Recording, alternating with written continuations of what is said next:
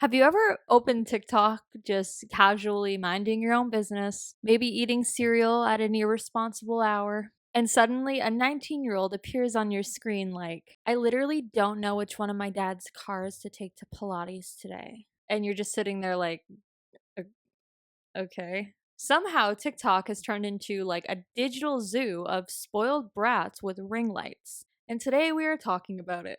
Not because I'm jealous, not because I'm bitter, but because these videos are unintentionally the funniest, most out of touch content on the internet. So buckle up, grab a snack, and remember this video is sponsored by Inflation and Emotional Damage. Here's the thing most of these creators will swear up and down that they are normal.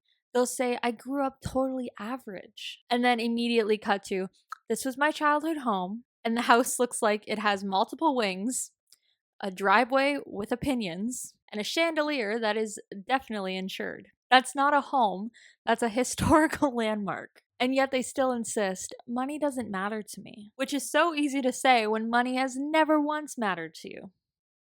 Ever. At this point, TikTok has fully created classes of rich kids. Like Pokemon, but instead of evolving, they just get more expensive. Let's talk about the main archetypes. The first one is the I'm not rich, I'm just disciplined finance bro. You've seen him. He's 20 years old, got a slick back haircut, a podcast mic, and a dangerous relationship with the word grind. He'll stare into the camera and say, if you stopped buying Starbucks, you could literally change your life. Sir, your apartment has floor to ceiling windows and a skyline view. Starbucks is not what's keeping me out of generational wealth. Then someone in the comments asks, how did you get started? And he goes, my dad's in real estate. Oh, economic jump scare. The second archetype is the clean girl who has never cleaned anything.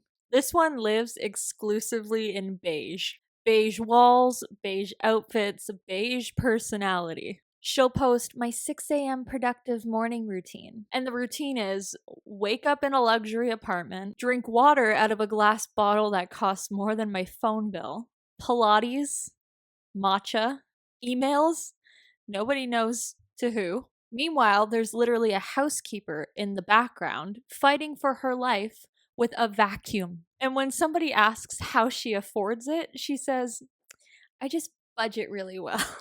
Like, no, you don't. Budgeting, the ancient art passed down through generational wealth. Third archetype, I can't help but laughing through this whole thing because it's it's genuinely hilarious. The third type is the Nepo baby who insists that they are self made. This one is elite entertainment. They'll say, people assume I had help, but I didn't. Cut to their last name matching somebody famous, childhood photos on private jets, an uncle who runs half the industry. Then they'll talk about taking a risk and following their passion. The risk being not using their trust fund immediately. And if you mention nepotism, their immediate response is, everyone has advantages. Yes, some people have talent, and others have family corporations. The fourth archetype is the I'm so broke luxury struggler. This one raises my blood pressure. They'll post, being broke in your 20s is so humbling. And the video includes a designer bag, freshly done nails, a brand new phone, eating out every single day. Girl, that's not broke. That is temporarily inconvenienced. They don't mean broke between I'm choosing between gas and groceries. They mean broke as in I had to move money out of my savings. Tragic. Devastating. I will light a candle for you. The fifth archetype is the European summer casual. This person treats Europe like a local strip mall. They'll be like, I just needed to get away. Away from what? Your penthouse? They'll casually mention, this is my third time in Italy this year. This year? They're not traveling for culture anymore. They're traveling for Instagram pictures. That's literally it. And the sixth and last archetype I have is the final boss. It is the out of touch apology video. Eventually, one of them gets called out, and then comes the apology video. Soft voice, no makeup, hoodie, sitting on a bed that costs more than my car. I never meant to make anyone feel bad. But somehow the apology video still includes a massive bedroom, a very subtle luxury logo somewhere, and zero actual accountability. They'll say, I'm still learning. Learning what? That most people don't have a financial safety net made of cash? Here's why people care. It's not about hating on the rich. It's watching privilege cosplay as relatability.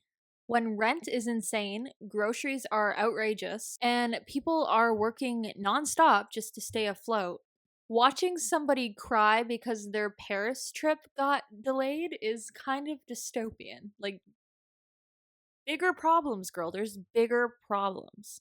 It's giving read the room, then read it again, and then maybe just don't post because nobody cares.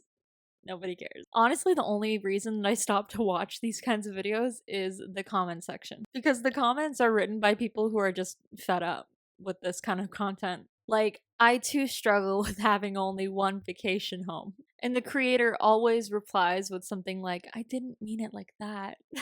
But girl, you did mean it like that. You just didn't realize how loud it sounded outside of your gated community.